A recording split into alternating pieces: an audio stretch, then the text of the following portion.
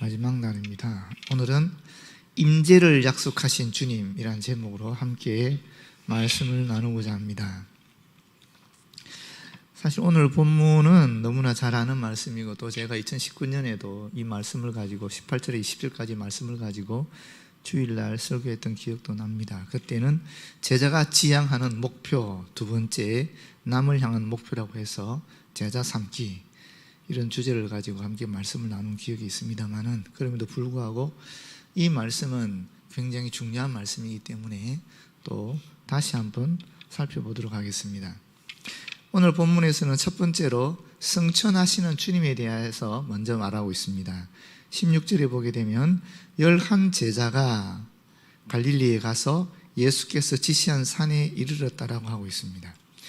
여기 지금 11 제자라고 얘기하고 있는데, 고린도전서 15장 6절에 보게 되면은 500여 형제들이 예수님이 승천하시는 모습을 직접 보았다라는 얘기를 바울이 하고 있습니다.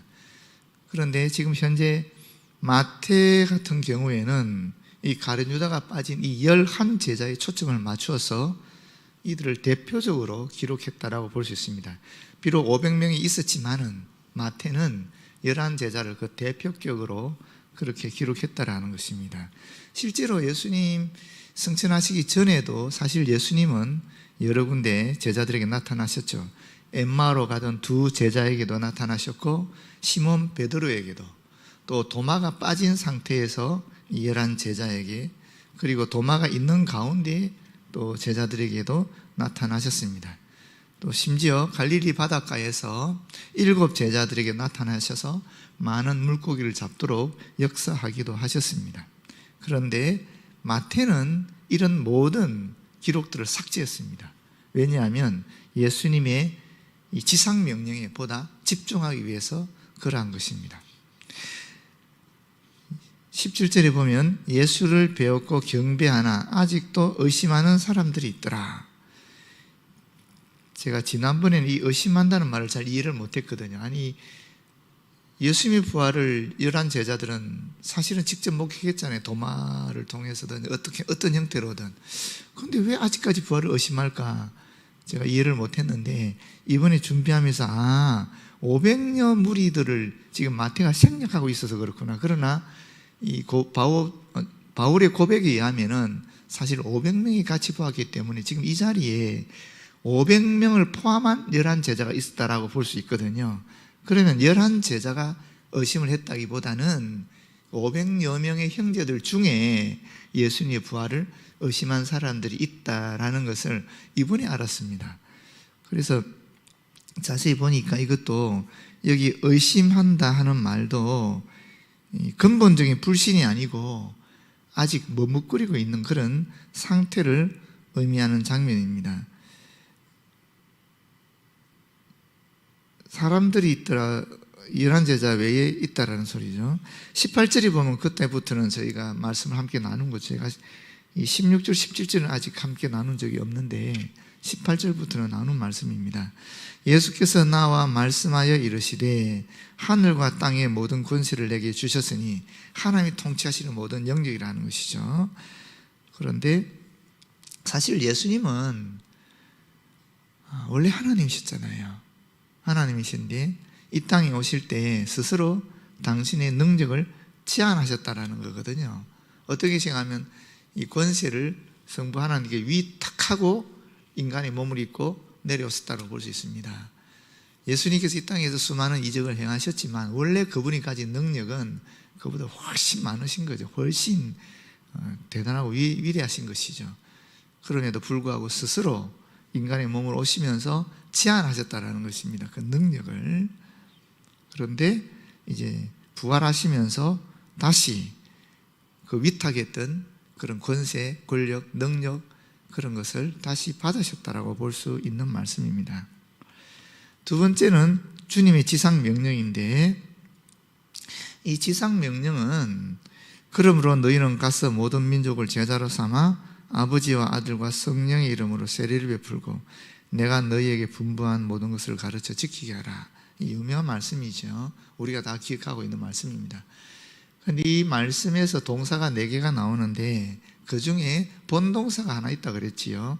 나머지 세 개는 다 현재 분사라든지 뭐 하여튼 분사입니다. 명령 분사라든지 어쨌거나 분사라는 것은 본동사를 수식하는 것 아니겠습니까? 그래서 여기서 제일 중요한, 이 구절에서 제일 중요한 말씀이 뭔가? 주요 동사, 본동사로 사용되는 말씀이 뭔가? 그것이 바로 제자로 삼아 하는 말입니다. make disciple이라는 말이거든요. 이게 본동사예요. 영어에서 보게 되면 이 가스라는 말도 go라고 해서 꼭 본동사처럼 사용되고 있는데, 그런데 실제로 원어 성경을 보게 되면 그게 본동사가 아니고 분사형으로 되어 있습니다. 그래서 사실 이 19절의 모든 말씀은 제자 삼는 것이, 예수님의 지상명령은 제자 삼는 것이라는 겁니다. 그래서 이 말씀을 보게 되면은 직역하면 너희는 모든 민족을 제자로 삼으라. 제자 삼는 것이 가장 중요한 중심 주제이고 나머지는 이에 수반되는 것이다 하는 것을 우리에게 알려주고 있는 것입니다. 사실 이 단순히 말씀을 외치고 전도하는 전도에 그 정도에서 그쳐서는 안 된다는 말이죠. 봄이 되어서 논밭에 씨를 뿌렸던 이 농부들이 그 씨가 자라고 결실하기를 기대하는 것처럼 우리가 온갖 수고와 눈물을 아끼지 않고 한 영혼을 전도할 때도 마찬가지로 그 전도에서 그치는 것이 아니라 그들이 예수 그리스도의 성숙한 제자가 되도록 만드는 데 우리가 모든 관심을 가져야 된다, 열정을 쏟아야 된다, 이런 것을 이야기하고 있는 것입니다. 그럼 어떻게 제자를 삼으라고 하는가? 그게 앞에서 말한 세 가지죠. 가서 제자 삼고, 세례를 주고 제자 삼고, 가르쳐 제자 삼고, 이렇게 말씀하고 있는 것입니다. 가서 제자 삼으라, 2인칭 명령 분사형으로 되어 있거든요. 너희가 그들에게 가서 제자를 삼으라 하는 것인데, 이 가라는 말을 우리가 어떻게 이해할 수 있느냐 하면은 아브라함에게 똑같이 얘기하지 않았습니까? 너는 너의 고향과 친척과 아버지 집을 떠나 내가 내게 보여줄 땅으로 가라 그랬단 말이에요. 또 모세에게도 이제 가라, 내가 내 입과 또 함께 있어서 할 말을 가르치리라 그렇게 말씀하셨고요. 여호수아에게도 하나님이 내가 이스라엘 자손에게 주는 그 땅으로 가라 라고 얘기하고 있습니다. 백부장에게도 가라, 내 믿은 대로 믿도록 될지어다. 12의 혈루증을 앓는 여자에게도 따라, 내 믿음이 너를 구원하였으니 평안히 가라, 내 병에서 너희가 건강할지어다. 또 부활하신 후 제자들에게도 갈릴리로 가라, 거기서 나를 보리라, 이렇게 말씀하고 있습니다. 제자 삼기 위해서 제일 첫 번째가 뭐냐면 일단 가야 된다는 겁니다. 주님이 말씀하신 곳으로 가야 된다는 것이죠. 그 현장이 우리 교회 주일학교도 될 수도 있고, 그 현장이 목자로 부름받는 분들에게 목장이 될 수도 있고, 또 그 현장이 또 선교로 부름받은 분들에게는 선교지가 될 수도 있고, 그 현장이 또 우리 전도하시는 분들에게는 아파트나 이 길거리가 될 수도 있고, 또 저와 여러분에게 그 현장은 우리의 직장이 될 수도 있다는 것입니다. 중요한 것은 일단 주님께서 가라는 그곳에 가서 제자 삼기를 해야 된다, 이 말이죠. 아일랜드 수도사들의 이 가는 선교는 매우 유명합니다. 이 아일랜드 수도사들은 초대교회 말기부터 중세에 걸쳐서 복음을 유럽에 전한 아주 전역에 전파한 그런 인물들인데, 그런데 아일랜드는 섬이기 때문에 일단 유럽을 가려고 하면 배를 타야 되지 않겠습니까? 배를 타고 가야 되는데, 이분들이 얼마나 선교를 잘했는지, 그 당시에 가장 기동력이 뛰어난 민족은 바이킹이었거든요. 해적 민족이었죠. 그런데 이 바이킹들이 가는 데마다 먼저 아일랜드 수도사들이 와 있는 거예요. 그런데 이분들이 어떻게 갔느냐 하면은 배를 타고 떠날 때 돛을 높이 올립니다. 그리고는 배의 방향을 조정하는 조탄은 떼어놓고 떠난다는 거예요. 돈만 달고 떠난다는 것입니다. 그럼 어떻게 되겠습니까? 하나님이 지시하는 대로 가는 거죠. 내 의지대로 가는 것이 아니라는 것입니다. 그 배가 남쪽으로 하면 남쪽으로 가는 것이고, 그 배가 동쪽으로 가면 동쪽으로 가는 것이고, 또 그 배가 풍랑을 만나서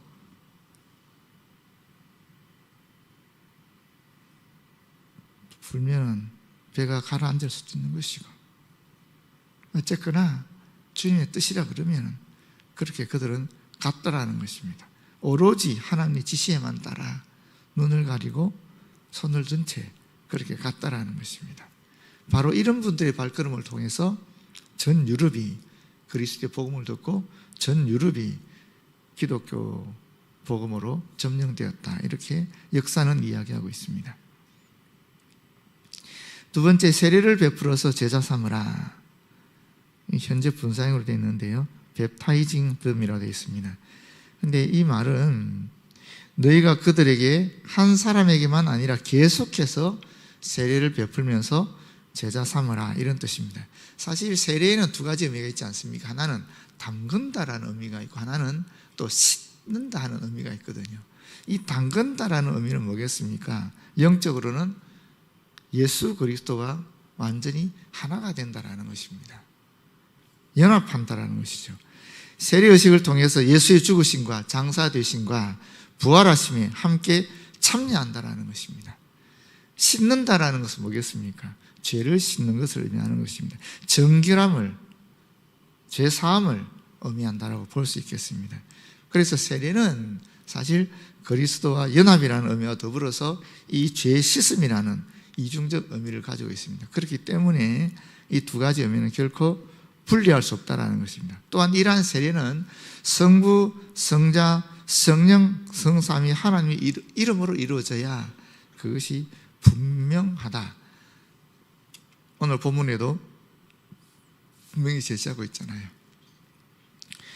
우리 한국 최초의 세례는 누구냐면은, 우리 한국에서 일어난 최초의 세례는 우리 한반도 안에서, 만주에는 훨씬 더 일찍 일어났습니다만은 한국 한반도 안에 일어난 최초의 세례는 노충경이라는 분이 세례를 받은 것입니다. 이 노충경이라는 분은 알렌과 헤론과 스크랜턴의 의학 선생이었습니다. 이분이 처음에 어떻게 이 기독교에 접촉하게 되었냐면, 기독교를 배척하는 그런 문서를 읽으면서 기독교에 대한 호기심을 가지게 된 것입니다. 그리고 알렌의 의학 선생이었던 사람과 친하게 지내면서 알렌의 집을 방문하기 시작합니다. 그런데 어느 날 갑신정변이 일어나서 알렌이 이 민병익을 치료하게 되지 않았습니까? 그래서 그 집을 떠났단 말이에요. 그때 이 사람이 알렌의 집에 있었던 마태복음, 그 쪽복음, 또 누가복음, 이것을 훔쳐가는 겁니다. 사실 알렌은 우리나라에 선교사로 왔지만 아직 그 당시는 우리나라가 이 복음을 자유롭게 받도록 하지 않았기 때문에, 전파하는 것을 허락하지 않았기 때문에 이 노충경이 관심을 가졌지만 이 책은 읽어서는 안 된다라고 얘기했어요. 선교사가 이해가 안 되죠, 여러분. 그런데 그 당시 법이 워낙 엄혹했기 때문에 그렇게 했었습니다. 그래서 이 노충경이가 그 마태복음 누가복음을 훔쳐서 가져가는 거예요. 그리고 집에서 밤새도록 다 2번씩 읽습니다. 그러면서 그 마음이 움직였고, 그리고 나서는 기독교 서적들을 닥치는 대로, 있는 대로 다 읽게 되고, 또 선교사들이 하는 주일 예배에도 참석하게 됩니다. 그리고 정식으로 세례를 받고 신자가 되기로 작정하여서 언더우드에게 세례 문답을 받습니다. 그때 언더우드는 마지막으로 이런 질문을 합니다. 이 나라의 법이 아직 신앙의 자유를 허락하지 않고 있고, 또 한번 믿기로 작정한 사람은 마음을 바꿔서 돌아서면 안 됩니다 라고 이렇게 말했을 때 노충경이 이렇게 답했다 그럽니다. 최악의 경우 목숨을 바칠 각오가 되어 있습니다. 그렇게 대답했어요. 선교사들은 이 세례 문제에 있어서 매우 민감했습니다. 왜냐하면 지금도 그렇지 않습니까? 이슬람권에서 복음을 전하는 것이 들키게 되면 바로 추방이잖아요. 그렇잖아요. 공산권에서도 마찬가지입니다. 외국인이 현지인에게 복음을 전하거나 가르치는 것이 들통이 나게 되면 바로 추방입니다. 우리 그 시대도 그랬다라는 것입니다. 그 시대는 더 심각했겠죠. 그래서 이 세례 주는 문제에 있어서는 아주 심각했습니다. 아펜젤러가 쓴 일기에 의하면은 우리로서는 그 의식이 대단히 진지할 수밖에 없었다. 그 사람은 한국인들의 분노를 사게 될 매우 큰 위험에 처하게 될 것이기 때문이다. 그러나 우리는 그를 새로운 삶으로 이끄신 분께서 그를 지키시리라고, 그와 함께 하시리라고 확신한다. 이런 논의와 기도 과정을 거친 다음에 1886년 7월 18일 날 주일에 헤론 선교사의 집에서 노충경은 세례를 받습니다. 한국 땅에서 한국인이 준 최초의 세례인데, 이 세례는 목숨을 건 세례라는 것입니다. 오늘날 우리가 세례 주는 것은 우리 교회에서는, 또 한국에서는 너무나 쉬운 일이지요. 그러나 실제로 지금도 이 세례를 주기 위해서, 또는 세례를 받기 위해서 목숨을 거는 사람들이 있습니다. 그들은 왜 목숨을 걸겠습니까? 영원한 생명이 주어지기 때문에 그렇습니다. 영원한 죄사함이 주어지기 때문에 그렇습니다. 그래서 그들은 주님의 명령을 따라서 여전히 이 세례 주는 의식을 거행하고 있는 것입니다. 세 번째는 가르쳐서 제자 삼으라 하는 말씀인데, 이 말씀은 teaching them이라는 말이죠. 너희가 그들을 한 번만 아니라 계속적으로 가르치면서 제자를 삼으라는 것입니다.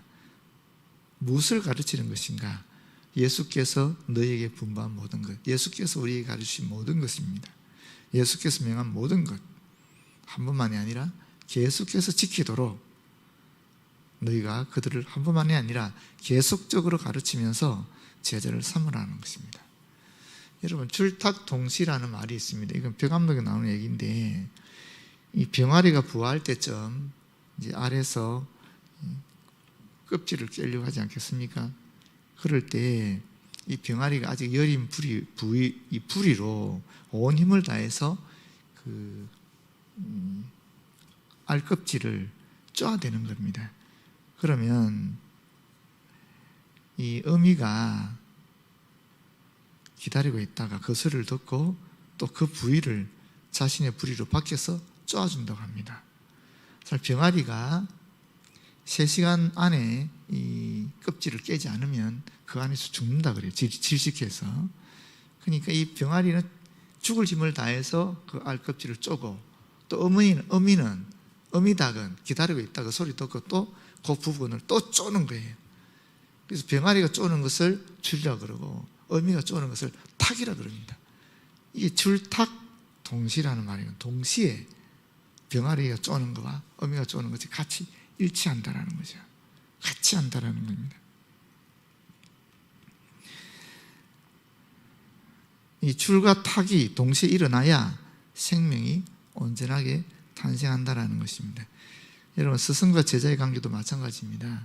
스승과 제자가 마음이 하나가 되어서 가르치고 또 배우는 과정이 무르익으면 어느 날 제자의 마음을 감싸고 있던 이 무지의 껍질이 툭 떨어져 나간다라는 것입니다. 그때가 깨달음의 순간이 된다는 것입니다. 주께서 우리에게 제자 삼으실 때도 마찬가지입니다. 주님께서는 우리에게 끝없이 우리가 쪼기를 기다리고 있는 것입니다. 우리의 무지의 껍질을 깨기를, 우리의 영적인 어둠을 깨기를 끊임없이 기다리시고, 끊임없이 함께 하시면서 가르치시고, 끊임없이 사랑을 베푸시고 하신다라는 것입니다. 그래서 정말 우리가 그걸 깰 때 주님께서도 바깥에서 우리의 영에 감동을 주시고 또 함께 하시면서 끝없이 그 작업에 동참하신다라는 것입니다. 그러다 어느 날 우리도 이 영의 무지를 깨고 나와서 진정한 생명을, 진정한 제자가 되는 그런 역사가 일어난다라는 것입니다. 우리 교회에서도 마찬가지죠. 목자든 교사든 정말 목원들에게나 아이들에게나 가르칠 때 이런 줄탁동시라는 그런 마음의 자세를 가지고 가르치면 좋겠어요. 어미닭이 병아리가 깨어나기 위해서 애를 쓸 때 그때 옆에서 같이 도와주고 지지해주고 깨어날 수 있도록 또 모든 힘을 다하는 그런 모습이 저나 또 여러분들에게 같이 있었으면 좋겠습니다. 빌립보서 4장 1절에 바울은 이렇게까지 얘기합니다. 그러므로 나의 사랑하고 사모하는 형제들, 나의 기쁨이요 면류관인 사랑하는 자들아 라고 이야기하고 있습니다. 바울에게 그의 모든 제자들은 그렇게 사랑하고 사모하는 형제들이었다는 것입니다. 자신의 기쁨이요 면류관이었다라는 것입니다. 저와 여러분에게 주어진 모든 주님께서 맡기신 사람들에 대해서도 이와 같이 내가 사랑하고 사모하는 형제들이고 자매들이다, 나의 기쁨이고 면류관이고 사랑하는 자들이다, 이런 고백이 있었으면 좋겠습니다. 세 번째 주님의 약속입니다. 20절에 보시게 되면 볼지어다 세상 끝날까지 너희와 항상 함께 있으리라, 이렇게 주님이 약속하고 있다라는 것입니다. 여기서 세상 끝날까지라는 말은 to the very end of age라는 말입니다. 근데 여기 날이라는 개념은 없어요. 엄밀하게 따지면 여기서 end라는 것은 완료, 완성, 종결 이런 것을 의미하지 않습니까? 끝을 의미하지 않습니까? 세상 완성 때까지 하는 의미입니다. 죄로 부패한 세상이 끝나고 하나님의 통치가 완전하게 이루어지는 새로운 세상의 완성 때까지 우리와 항상 함께 있겠다라고 약속하십니다. 여기도 항상이라는 말이 무슨 말이냐면은 모든 날들을 의미하는 것입니다. 매일매일 하루도 빠짐없이 주님께서는 우리와 함께 하실 것이다 약속하셨다라는 것입니다. 우리는 그리스도인은 혼자서 이 죄악으로 가득한 세상을 살아가는 것이 아닙니다. 이미 사단의 세력을 물리치신 승리자 예수님과 더불어 살아가기 때문에 우리가 예수님을 의지하기만 하면 사실 승리는 보장되어 있는 것입니다. 그런데 우리가 그것을 자꾸 놓친다라는 것입니다. 이번 신년 특별 새벽기도 말씀을 준비하면서 임재에 대한 주제를 생각했습니다. 하나님께서는 우리에게 사명을 맡기실 때도 임재를 하셔서 아시다시피 우리가 죄 짓는 순간에도 함께 하셨고 우리에게 일을 주실 때도 함께 하시고 또 사명을 수행할 때도 함께 하신다라는 것입니다. 이것이 철저한 완전한 하나님의 약속입니다. 예수 그리스도 또한 마찬가지입니다. 성삼위 하나님으로 하나님의 한 분이신 예수 그리스도도 우리에게 사명을 주실 때에, 제자 삼으라는 사명을 주실 때에 그냥 말로만 하는 것이 아니라 분명히 우리에게 약속하셨다라는 것입니다. 항상 매일매일 하루도 빠지지 않고 어떤 일을 하든지 간에 우리와 함께 하시겠다고 분명히 약속하셨다라는 것입니다. 그리고 천사가 예수께서 이 땅에 오실 때 뭐라고 얘기했습니까? 그 이름을 임마누엘이라 하리라. 그렇게 해라. 임마누엘이 무슨 뜻이냐? 하나님이 우리와 함께 하신다라는 뜻이다. 가르치지 않았습니까? 예수님 그분 자체가 사실은 하나님 우리와 함께 하신다는 증거입니다. 증명입니다. 실제로 예수께서 우리와 똑같이 먹고 자고 지치고 우시고 절망하시고 또 죽으시고 하시면서 우리와 똑같이 사시면서 함께 하셨다라는 것입니다. 그 함께 하신 주님, 우리 인간과 똑같이 되신 주님, 우리 인간의 모든 것을 경험하신 그 주님께서 지금도 우리와 함께 하신다라는 것입니다. 거기에 우리의 소망이 있는 것입니다. 거기에 우리의 희망이 있는 것입니다. 거기에 우리의 모든 사명을 수행할 수 있는 능력이 있는 것입니다.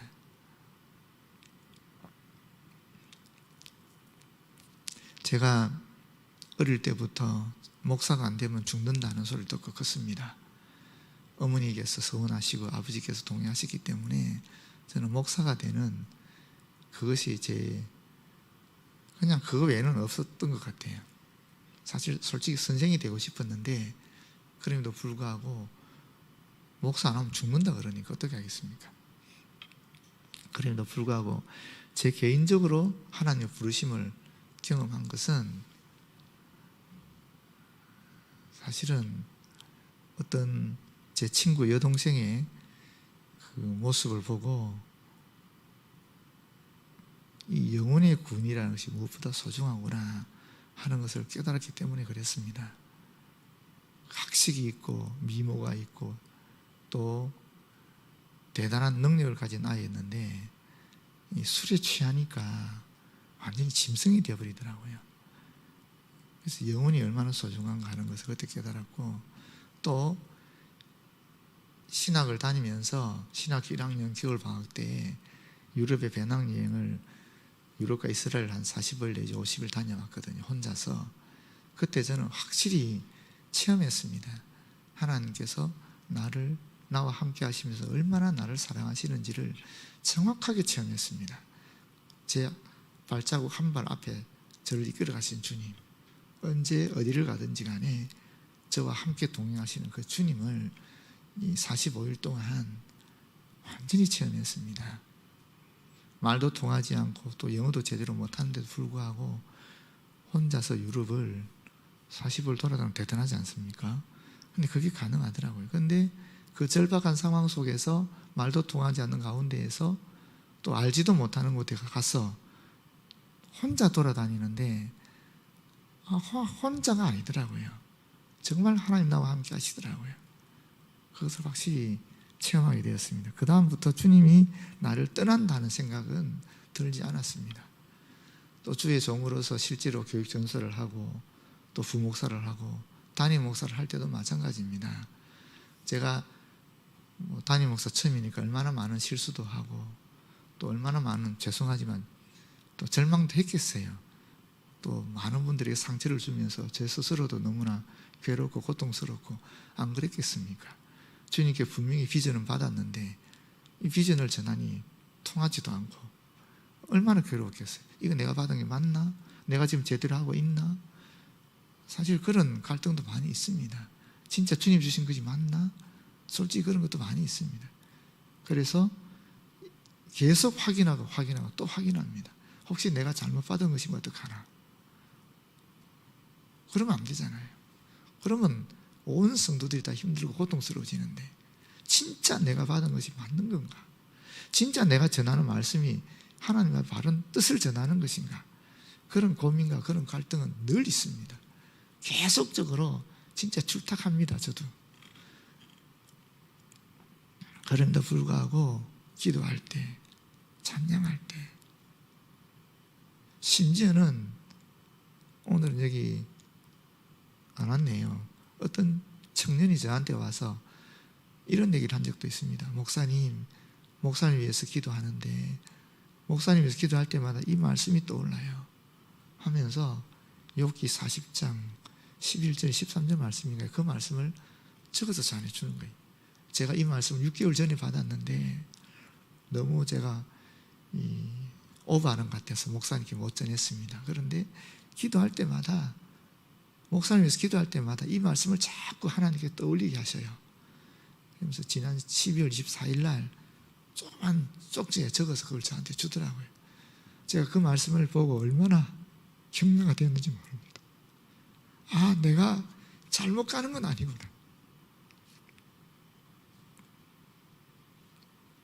또 지난 12월 30일 날 해월동산에 올라갔다 그랬잖아요. 거기서도 제처랑 우리 막내랑 붙잡고 같이 기도하는데 그때도 하나님께서 정말 저를 안아주시는 느낌을 받았어요.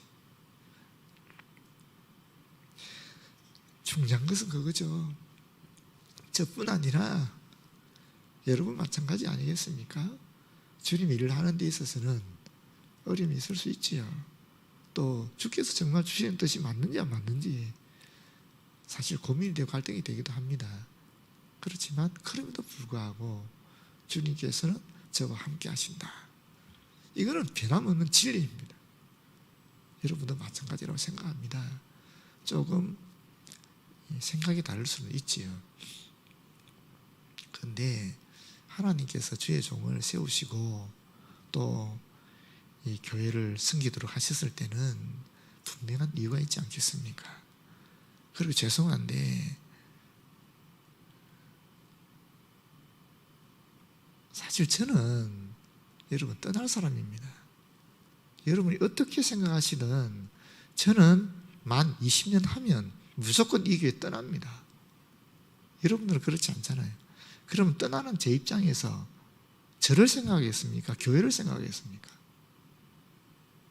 솔직히 무슨 저를 생각했으면 저는 떠날 존재인데, 주의 종으로서 제가 하나님 앞에 양심적으로 어떻게 하면 이 교회가 바른 방향으로 갈 수 있을까? 어떻게 하면 우리 교회가 미래가 더 밝을 수 있을까? 어떻게 하면 이 지역 사회에 지금 카이스트가 옆에 있고 키스티가 옆에 있고 충남대학이 있고, 그런데 이 지역 사회, 이 위치에 놓인 우리 교회가 어떻게 하면 앞으로도 영향력을 끼치면서 주의 복음을 전하는 방주가 될 수 있을까? 사실 그것이 저에게는 가장 큰, 가장 중요한 주께서 우리 교회를 부르신 사명이라고 생각하기 때문에 그것을 생각하지, 정말 제 개인을 위한 것이라든지 제 유익을 위한 것, 제 명예를 위한 것 솔직히 없습니다. 그럼에도 불구하고 이게 저만 그런 게 아니죠. 여러분도 다 그렇지요. 다 우리 교회를 위하고 다 주의 뜻이라 생각하기 때문에 여러 가지 의견들이 나오는 것이지만은, 그런데 불구하고 우리가 예수 그리스도 탐험 공동체인 것을 기억해 주시기를 바라요. 저는 합력하여 선을 이루시려고 믿고 또 하나님이 하신다고 믿습니다. 저는 목회도 제가 한다고 생각하지 않습니다. 하나님이 하신다고 믿습니다. 하나님께서 우리 교회를 이끌어 가신다고 믿습니다. 제가 하는 것은 그저 하나님과 여러분들 연결시키고 그저 하나님 뜻이 말씀을 통해서 전해지기를 원하는 마음으로 제 나름대로 최선을 다하고 있을 뿐입니다. 모든 것을 하나님 인도하시고 하나님이 이끄신다고 저는 확실히 믿고 그렇게 목회에 임하고 있습니다. 모쪼록 우리 교회와 지금까지 함께 하신 주님, 앞으로도 함께 하실 주님을 기대하면서 저와 우리 주의 종들을 위해서 기도해 주시고, 또 우리 당회를 위해서 기도해 주시고, 우리 재직들을 위해서도 기도해 주시고, 우리 성도들을 위해서 기도해 주시는 우리 교회 성도님들 다 되었으면 참 고맙고 감사하겠습니다. 오늘 새벽기도 마지막 날을 맞이하면서 어떻게 준비하지 않은 말씀이 나왔는데, 이 또한 성령께서 저를 통하여 여러분에게 하시는 말씀으로 받아들이면 좋겠고요. 확실한 것은 어떤 상태에 이르지든 간에, 우리가 어떤 결정을 내리고 어떻게 진행하든지 간에 그저 우리가 주님 바라보고 있기 때문에, 주님 우리 교회와 함께 하시기 때문에 분명히 주님께서 우리 교회를 통하여 영광 받으실 줄 믿습니다. 기도하겠습니다. 아버지 하나님, 주께서 우리에게 사명을 맡기실 때 제자 삼으라는 사명을 맡기셨고, 이 제자 삼으라는 명령을 하시면서 주님께서 분명히 언제나 매일매일 하루도 빠지지 않고 우리와 함께 하시겠다고 약속하셨습니다. 우리 그 약속을 지금도 믿고 주님 주신 이 제자 삼는 사명을 감당해 나가는 우리 교회, 우리 성도들 다 되어지도록 역사하여 주시옵소서. 예수님 이름으로 기도드립니다. 아멘.